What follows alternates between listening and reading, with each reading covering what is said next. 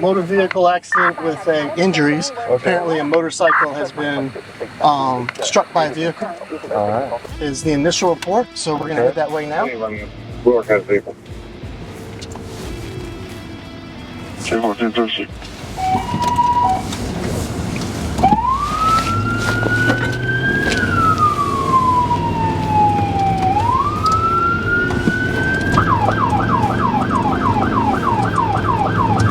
So if you notice, when I come to places where I see cars, I change the tone, because sometimes people will hear the siren but won't realize how close it is. Right. So what we do is we change the sound, like the tone. Okay. So when I get to this light right here, I'll slow down, because some people may not see or hear me, and I'll change my tone. Okay. So they know that I'm coming through.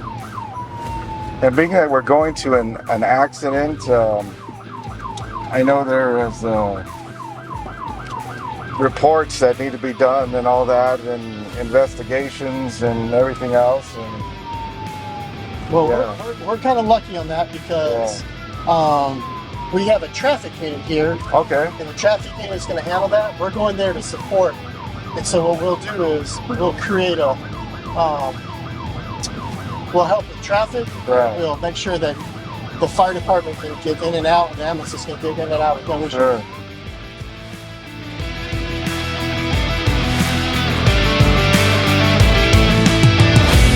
Hello everyone, we are at the Irondale Police Department headquarters, and with me is Officer Beedle, and today we're going to take you inside the Irondale Police Department. Officer Beedle is going to show us around the station. He's also going to take us on a ride along and tell us all about how they secure and keep us safe in this great city of Irondale. Sounds like a plan. All right. That's what we're going to do. Let's go. Let's go. Okay. You know, police call firemen second responders. Oh, okay. We always show up first. Oh, you always but show we up. still like those guys. Yeah. Krista, don't you leave. Every time you make an arrest, anything you do through the court, you speak to Miss Krista first. Hi, hello, Miss Krista. This is Miss Krista right here. God bless you. You know, we're praying for you. Thank you. And thanks for all you do in the city. Thank you. We appreciate your service. Thank you. And I'm just one of the magistrates There's here. one of Miss them. Dana Horsley. She is Okay. the magistrate All supervisor. right. Well, we'll So pray I'm for just Dana one too. of the magistrates here. So now we're going to show you our dispatch. So dispatch is the unsung hero of police and fire. So the way dispatch works is we're out here in police cars, and dispatch is our lifeline. If we arrest somebody, if we stop a car, first of all, what they do is they tell us what's going on. They're like, you have a barking dog, a wife and husband fighting, anything from the alarm going off to cars on fire, whatever it is, we have to go. And they get the original phone call from 911, they talk to them, they get their information, and then they have to relay all the information to us. It's an unsung heroes that work in dispatch because nobody ever sees them. Right. They deal with people who are going through a lot of pain and trauma, and they have to be able to talk to them, calm them down, calmly tell us what's going on, and then when they hear us needing help or having situations, they have to decide how to best help us there and always be our lifeline. Okay. And so we think very dearly of them. So this is, right now we only have one dispatcher working. Okay. And this is our dispatcher Fleming. Hello. How you doing? Dispatcher Fleming, nice to meet you. Nice Father to meet you. Leonard. Nice to meet you. Yeah. All right, yeah, this is quite the operation you have here. So- Yes, sir. I'll tell you a little bit about what he does. Yeah. Like I said, they call in, he answers the phone over on the screens. Everything that we say, he puts into a CAD and it logs it in. And he's our voice. He's the voice when we're in trouble. He's about to get a call now. When we have to take somebody in custody, and so there's three types of arrests that we make. Okay, the first is an on view arrest. Okay. Where we go somewhere and we see somebody committing a crime. The second one is a warrant arrest, where someone has a warrant with another department, or we go and get people and bring them back here because they have warrants with us. Right. So the process is the same. We bring them through that bars right there through that entrance. We bring them in here. We have to ask them the information here. We fingerprint them here.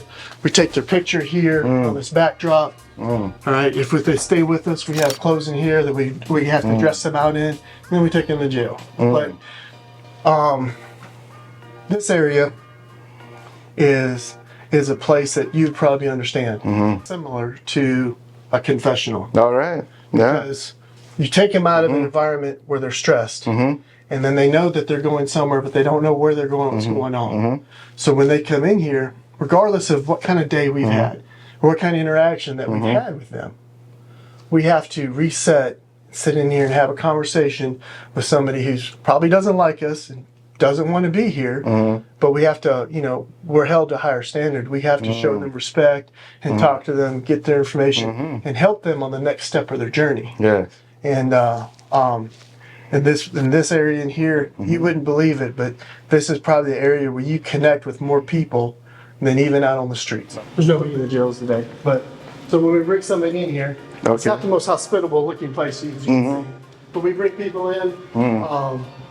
We give them sheets for the bed, their clothes, and they're monitored by cameras all the time. We come in here and then we come by and we check on them, every hour on the hour and being here. But how many cells are in here? so we got 2 on this side, 2 on this side. Each one can hold 2 people. Right. And then we got 1 and 2. So total, if we had to, in here, we could hold 2, 4, 6, 8, 10, 12. We're pretty excited that the mayor's put forth the money and the effort to get us a new police department. And so when I show you in here, a lot of what we have here is just being maintained so we can move to our next location. Okay. So. Okay, thank you. We have 2 shifts a day. We have a night shift and a day shift. It's 6 a.m. to 6 p.m., 6 p.m. to 6 a.m. And we come through here, sit down here. Our supervisor or sergeant sits here. He tells us what's happened the night before or the day before. Goes through everything that happened. Any extra patrols or information that we need to go. It's basically housekeeping. Have our meeting. All police departments, for the most part in Alabama now, are paperless. So we do everything by computer and send it off. So whenever we do a report, we can do it in our car. Yeah. But if we come here, we're able to sit here, do it at these computers, and our supervisors are there if we have questions. Yeah. So I'm new to Irondale Police Department. I've only been here 2 years. But when I got here, Pedro was one of the very first people to really take me under his wing and help me. That's the other way. Huh? He really helped me adapt to Irondale. Because we were talking earlier about police work. Right. Every city's different. This is much different from where I came from. Okay. Pedro, how long have you been here? 11 years. 11 years. So Okay. the community knows Corporal Uresta very well. Yeah. He's well respected among us. He's on our SWAT team. Okay. Wonderful. Yeah. So, but he's also one of our bilingual speakers for the department, and that's Español. Hablas español. also another thing about Corporal Uresta. He's in the Army Reserves. Okay. He is a senior enlisted officer with multiple deployments. Okay. And he is somebody who's done a lot for our country, not just our police department. So we appreciate that. Hey, thank you for all your service as police officer. Away from Military, yeah. Soldier in the military. Wow. Thank you.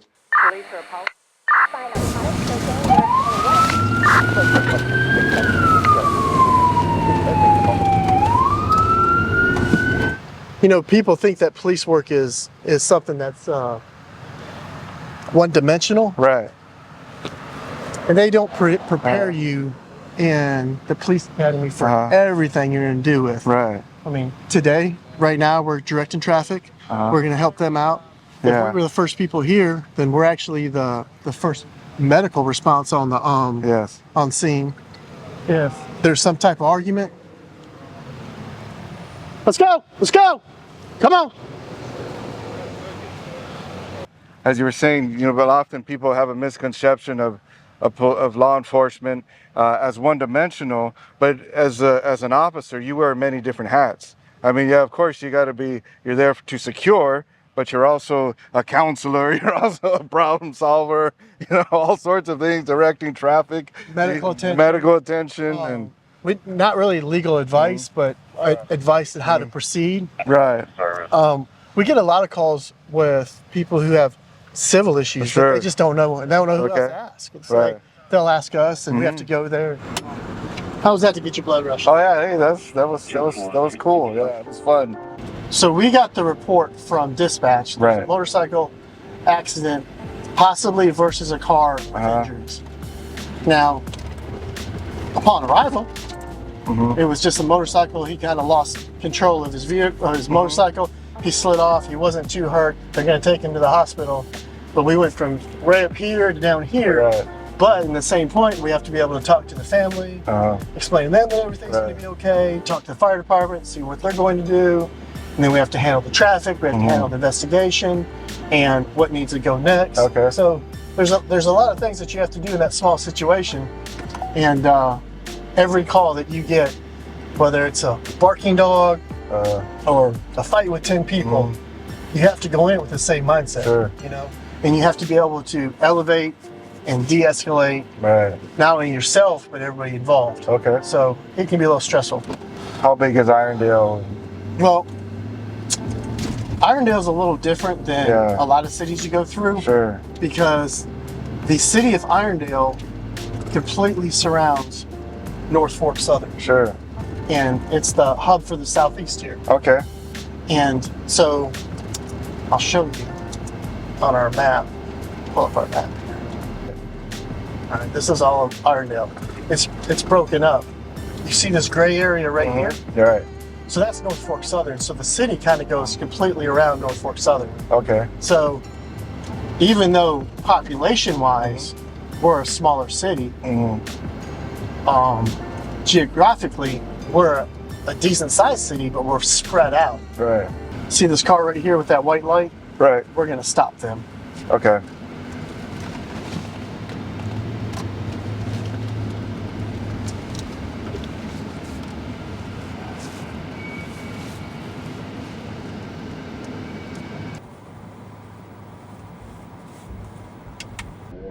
The reason we stopped her is because she has a white light to the rear. All right, Alabama says that you can't have white light flashing back. It's her signal. What happened was her tail light went out, and she had a friend replace the light. Oh. Instead of putting a yellow light in there, they put a white light. Okay. So I actually let her get out of the car and look at it. Sometimes you do, sometimes you don't, but she had no idea what I was talking about. So I showed her the light, and she's like, what do I need to do? I said, you need to replace that light. So I'm going to give her a verbal warning. I could give her a written warning, or I could give her a ticket, but a lot of people think that we come out here just to write people tickets. Tickets are for corrective behavior. Giving tickets is not like a fun part of the job, but it's something that we need to do because if you have small children out and they're doing stuff and you just tell them no with no consequences, they don't care. Right.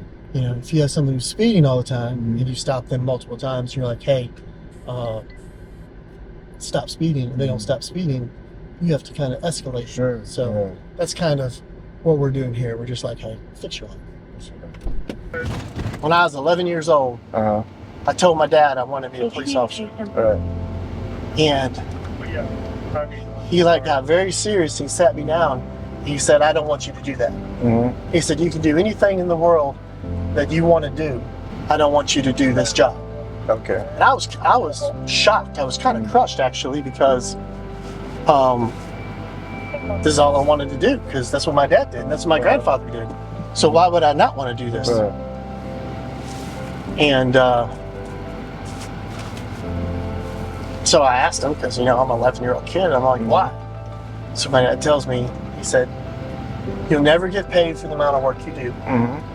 You'll never be given the respect that you deserve to do this job. And it's really hard on your family and your family life. He said, you see things and you do things out here and it's hard to go back to your family and feel like part of the family at times. Okay. And I was like, well, why do you do it? My dad looked at me and he was like, well, it's because it's who I am. And then that was the end of the conversation. Okay. So I didn't really understand at the time what he was saying to me till I became a police officer. If something bad is happening and I'm not a police officer, say I saw a house on fire and I knew somebody was in there, Right. I would want to run in there and save that person. Not because I'm trying to be a hero or be on TV, but because the person needs help. Okay. It's just kind of naturally who I am. So, Officer Beedle, thank you so much for taking the time to bring us on this ride along, show us around the police department. You know, we really appreciate you and the department for securing this neighborhood, for keeping us safe. And we thank you for your commitment to professionalism. I mean, you really showed us that you care about this community and that you even, you know, willing to sacrifice all for the good of the people of the city of Irondale. And so know that, hey, we are all praying for you. Our viewers are praying for you. And yeah, thanks a lot. Yeah. Father, I appreciate Yeah. it. I appreciate you letting us show you the other side All of right. us. And we really appreciate everything you do for our community. Okay, well, God bless you. And thank you all for watching today. Please like, comment, share, subscribe, tell all your friends about this.